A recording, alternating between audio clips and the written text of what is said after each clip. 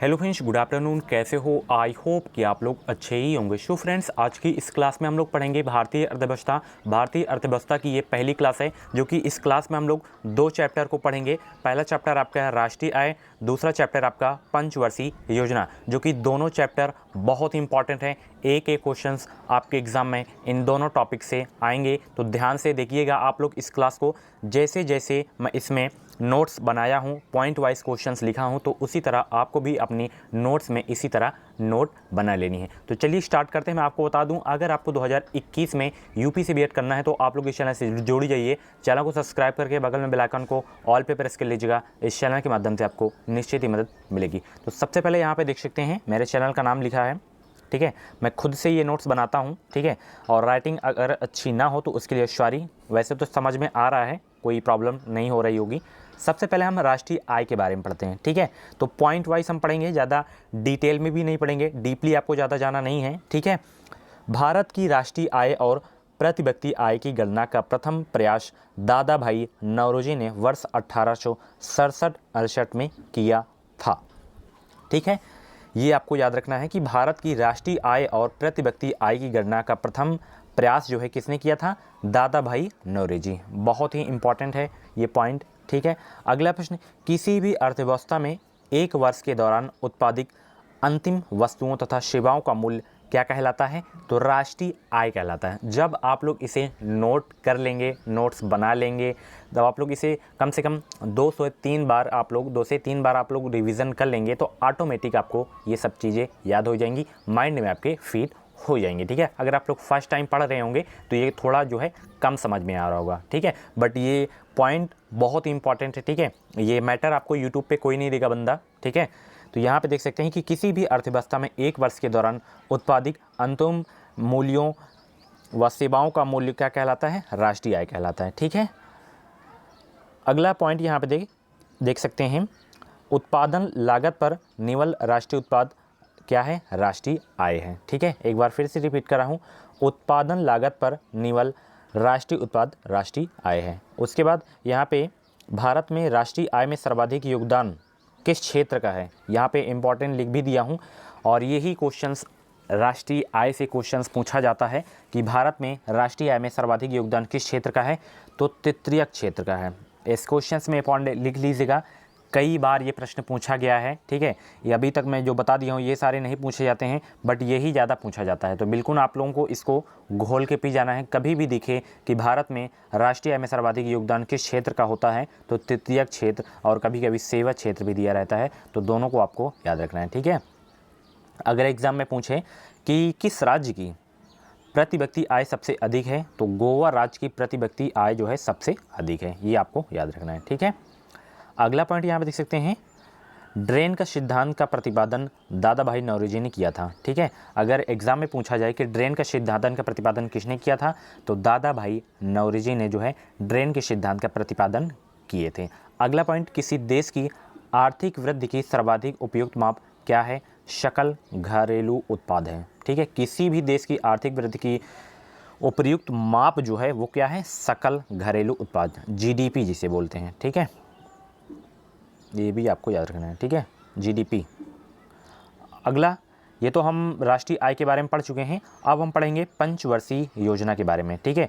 पूरी जो है 12 पंचवर्षीय योजना है, बट 12 के 12 हमें नहीं याद करना है। मैं अभी आपको बताता हूँ कि कौन कौन सी पंचवर्षीय आपको याद करना है, कौन कौन सी नहीं याद करना है, और किन किन पंचवर्षीय योजना से जो है क्वेश्चंस एग्जाम में पूछे जाते हैं। तो इसी तरह अलग से आपको अच्छे से लिख लेना है। प्रथम पंचवर्षीय योजना, सबसे पहले पंचवर्षीय योजना का आपको क्या पता होना चाहिए?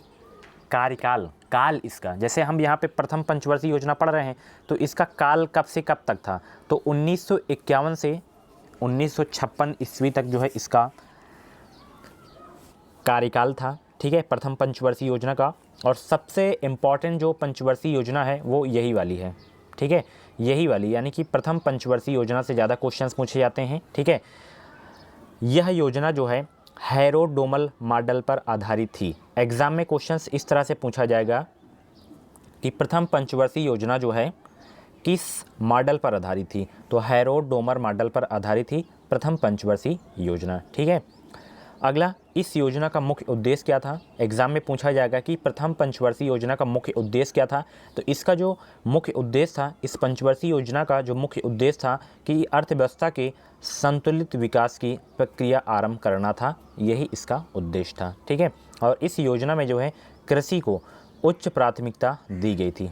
ठीक है, एग्जाम में लैंग्वेज थोड़ा चेंज करके पूछेगा कि किस योजना में कृषि को उच्च प्राथमिकता दी गई थी। तो प्रथम पंचवर्षीय योजना में जो है कृषि को उच्च प्राथमिकता दी गई थी। ठीक है, अगला पॉइंट यहाँ पे देख सकते हैं, लास्ट पॉइंट है कि इस योजना काल के दौरान कई बड़ी सिंचाई परियोजनाएं शुरू की गई थी, जैसे उनके नाम भाखड़ा नागल परियोजनाएं, ब्यास परियोजनाएं, दामोदर नदी घाटी परियोजनाएं, ये आदि जैसे परियोजनाओं का जो है शुरुआत की गई थी इसी पंचवर्षीय योजना में। ठीक है, तो ये तो बात थी प्रथम पंचवर्षीय योजना। अब हम पढ़ते हैं द्वितीय पंचवर्षीय योजना के बारे में।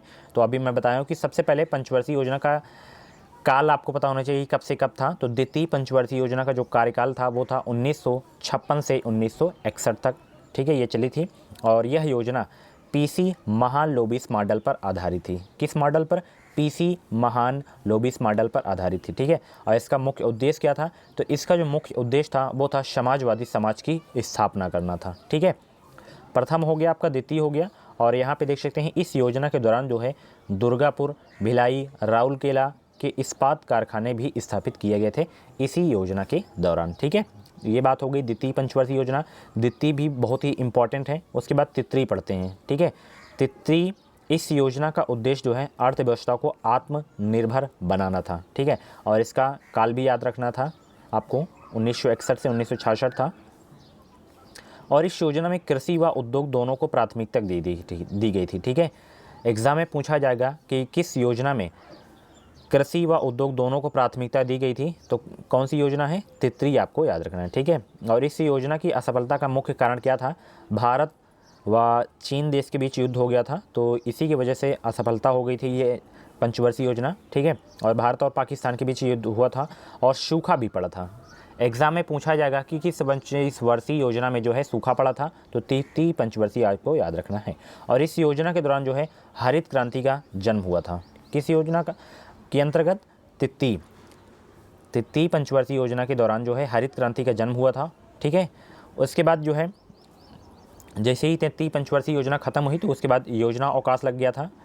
योजना अवकाश का मुख्य कारण क्या था? कि भारत पाक के बीच का संघर्ष व सूखा को देखते हुए जो है योजना अवकाश लगा दिया गया था। कब से कब? 1966 से 1969 के बीच। ठीक है, उसके बाद चतुर्थ पंचवर्षीय योजना जो है आ गई। कब से कब? 1969 से 74 के बीच। और यह पंचवर्षीय योजना DR गाडगिल मॉडल पर आधारित थी। ठीक है, उसके बाद श्वेत क्रांति इसी योजना में प्रारंभ की गई थी।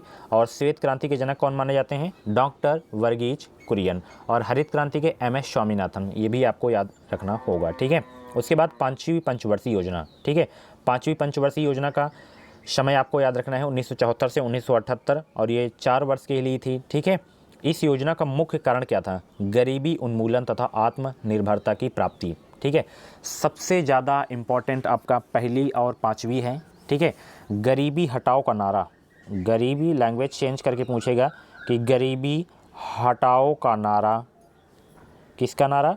गरीबी हटाओ का नारा किस पंचवर्षीय योजना में दिया गया था? तो पाँचवीं पंचवर्षीय योजना में जो है गरीबी हटाओ का नारा दिया गया था। इसकी स्क्रीनशॉट ले लीजिए। वैसे तो आप लोग नोट्स बना रहे होंगे। ठीक है, वीडियो को रोक रोक के आप लोग नोट्स बनाते हुए चलें, क्योंकि बाद में आपको समय मिलेगा नहीं। तो जितनी जल्दी हो सके उतनी जल्दी आप लोग नोट्स बना लिया करें और डेली मॉर्निंग में इसको रिवीजन किया करें। ठीक है, मॉर्निंग में डेली रिवीजन नहीं कर पाते हैं तो हफ्ते में कम से कम रिवीजन किया करें। ठीक है, तो मैं अभी बताया था कि कौन कौन सी पंचवर्षीय योजना आपको याद रखना है। आपको जो याद करना है केवल पाँचवीं पंचवर्षीय योजना तक याद करना है, 1 से 5 तक। उसके बाद एग्ज़ाम में कभी भी नहीं पूछा जाता, न तो छठवीं का पूछा जाता है न तो सातवीं का। वैसे मैं लिख दिया हूँ इसमें, आप लोग भी नोट कर लीजिएगा। जैसे यहाँ पे छठी पंचवर्षीय योजना का समय क्या था? 1980 से 85 था।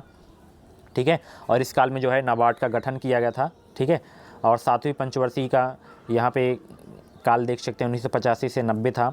ठीक है। उसके बाद योजना अवकाश लग गया था 7वीं पंचवर्षीय योजना के बाद, ठीक है। उसके बाद 8वीं पंचवर्षीय योजना आई, उसका कार्यकाल देख सकते हैं। हालांकि ये पूछा नहीं आता, बट मैं लिख दिया हूँ कुछ इंपॉर्टेंट फैक्ट यहाँ पे। जैसे आधुनिकीकरण का इस योजना का सबसे महत्वपूर्ण चरण था, इस योजना में सबसे ज़्यादा आधुनिकीकरण किया गया था। एग्जाम में पूछा जाएगा कि किस पंचवर्षीय योजना के दौरान जो है आधुनिकीकरण सबसे ज़्यादा किया गया था, तो 8वीं पंचवर्षीय योजना आपको याद रखना है। और यहाँ पे देख सकते हैं मैंने इनके बारे में कुछ भी नहीं लिखा है। जैसे यहाँ पे देख सकते हैं 9वीं पंचवर्षीय योजना का समय ये था 1997 से 2002 तक, 10वीं का 2002 से 2007 तक, एंड 11वीं का 2007 से 2012 हो गया, एंड 12वीं का लास्ट, उसके बाद याद रखना है लास्ट का काल क्या था, 2012 से लेके 2017 तक इसका समय था, ठीक है, 12वीं पंचवर्षीय योजना का।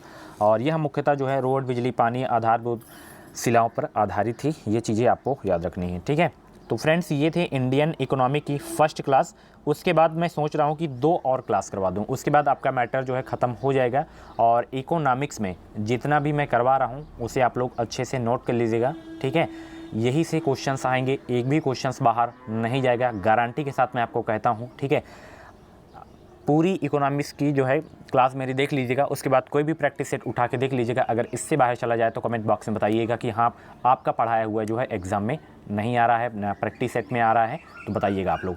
तो और भी अगर आपको जैसे हिस्ट्री क्लास नहीं देखे हैं, जियोग्राफी की क्लास नहीं देखे हैं, तो जाके प्ले लिस्ट में देखिए, वहाँ पे आपको ऐसे ही हैंड राइटिंग वाली नोट्स वाली क्लास मिल जाएंगी, ठीक है। तो इस चैनल से जुड़ जाइए, चैनल को सब्सक्राइब करके बगल में बेल आइकन को ऑल पे प्रेस कर लीजिएगा। इस चैनल के माध्यम से आपको निश्चित मदद मिलेगी। अगर आपको 10,000 फ्री सीट में एक फ्री सीट अपनी लेनी है, गवर्नमेंट कॉलेज में एडमिशन लेना है, तो जुड़े रहें, डेली आप लोग प्रैक्टिस करते रहें, जो भी वीडियो चलाऊँ उसको पूरा देखा करें, बहुत ही मदद मिलेगी मेरी वीडियोज़ के माध्यम से।